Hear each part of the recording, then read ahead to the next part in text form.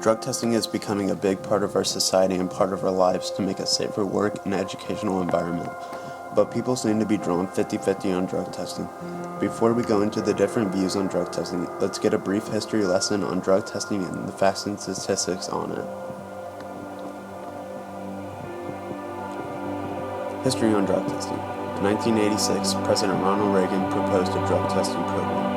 In 1988, drug regulations were enforced into the workplace. In 1991, Omnibus Transportation Employee Testing Act was created. Throughout the next 30 years, more and more companies joined doing random drug testing. History continued. In 2008, 50 million drug test scans were performed. By 2012, it had risen to about 75 million. Today, about 47 out of the 50 states have legislation requirements for drug testing. Stats on drug testing. About 95% of the drug tests were performed by urine. Almost 7.3 million drug tests were done for marijuana in 2012. And more drug tests were found on new employees rather than doing the whole company itself.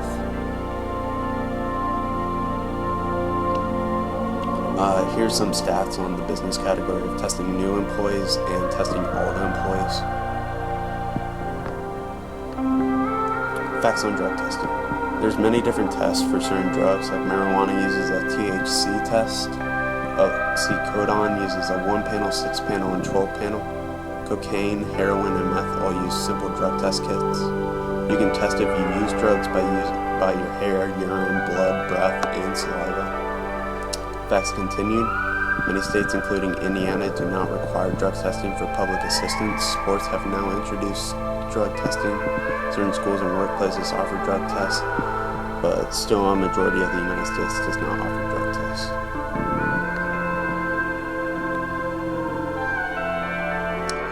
Like I said, it's about a 50-50 draw on people wanting drug testing and people who don't want drug testing. In the Supreme Court cases and local court cases, many have argued that it violates the Fourth Amendment, but some cases would say it didn't. While some argued with their claims, here are some court cases that dealt with the situation and drug testing just alone.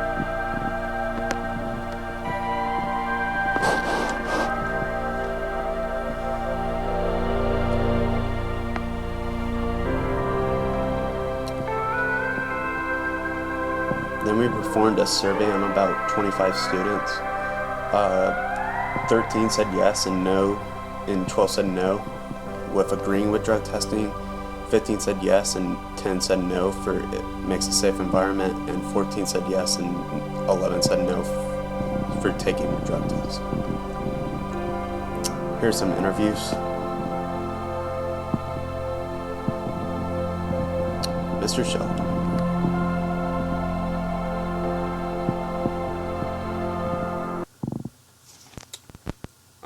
First question is, why do you feel random drug testing is important?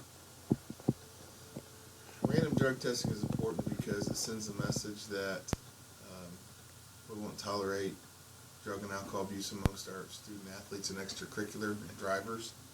And it just takes a stand, like with us bringing the drop dogs in. Just continues that push and stand, and it also gives the kids who aren't interested in another way to say no. Kind of answered number 2. Number 3 is some people say that random drug testing interferes with the Fourth Amendment of the Constitution, which states people will not be given illegal searches. Do you agree with their claim? And please explain why, or do you have your own perspective on drug testing? The reason why we don't drug test every kid, we drug test kids that voluntarily come out for our extracurricular. So it's band, any kind of sports, or drive. Those are voluntary areas that not every kid does. So because they do that and they're representative of our school outside of the regular school function, we feel that's why we can drug test them and we don't drug test everybody, if that makes sense. Mm-hmm. All right, thank you. Right, that makes sense. And now Mr. Everett.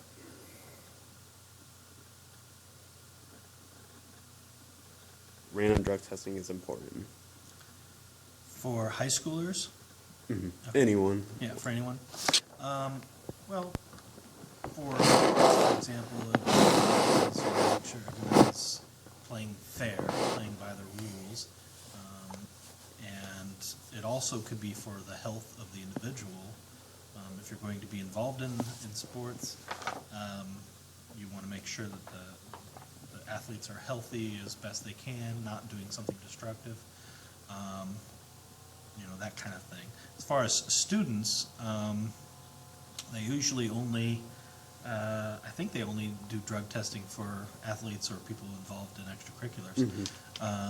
And again, if I think it's a good deterrent for some. I don't think it deters them as much as it should, but there might be someone they might think twice before they do a drug if they don't want to get kicked off the team or out of the activity.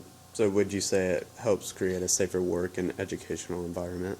Well, yeah, I mean, I think that a lot of drugs can alter your state of mind and could make you more violent, and especially things like steroids or something like that, and that could be dangerous for those who are around the person when they go into a roid rage or whatever you want to call it. And I also think it makes it safer for that individual. I mean, they shouldn't be doing those kind of things to their body anyway, and they may not be seeing the long-term effects, and all they care about is the short-term, oh, it make me stronger, or whatever it may be. The enjoyment of smoking marijuana or whatever they get out of that. So I think it's good for their own health. And then last question.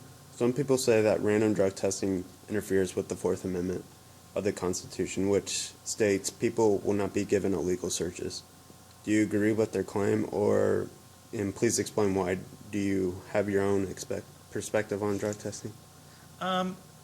Yes and no. I'm a big proponent of the Fourth Amendment, but I also feel that individuals that are doing an activity, it's not their right to be involved in that activity. It's a privilege, and privileges can be taken away from you should you not follow the rules and the guidelines. And so by being a member of that event or that activity, you are basically saying you will follow those rules and you will abide by the drug testing if that's part of the rules. And that goes for pretty much any activity that you do.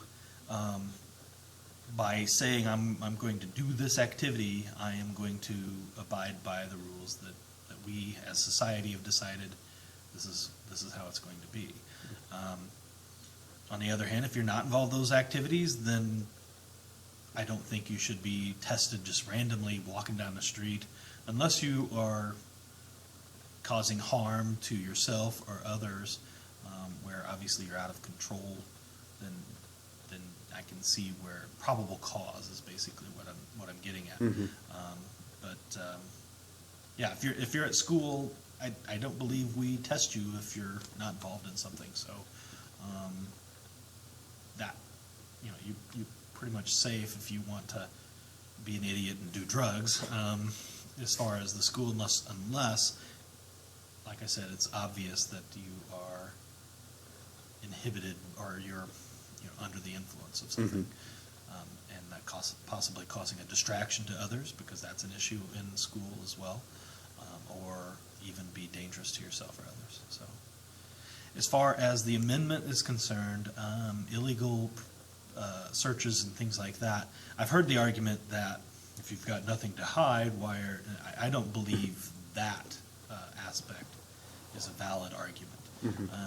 Yeah, if you have nothing to hide, then you shouldn't be worried about it, but I don't think that that's really what it means to be immune to these random protections. As who was it?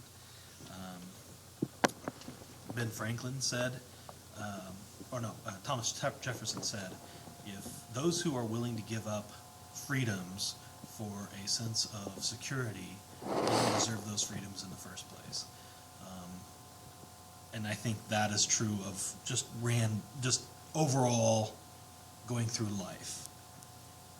But I think there's a caveat when you're dealing with people who are involved in activities that have rules. So there's that caveat. Yes. All right. Thank you, Mr. Everett. You're welcome. Moving on, one of the big contributors to drug testing would have to be the professional and collegiate sports, like the NBA, NFL, and MLB. Some famous athletes that have been caught have been like Alex Rodriguez, Dwayne Bowe, J.R. Smith, Troy Williams, and Stanford Robinson from IU. And here's some pictures of some athletes that have been caught with drugs. Now that we've seen the big picture about drug testing, we'd like to ask one final question. Where do you stand on drug testing? Do you agree or do you disagree?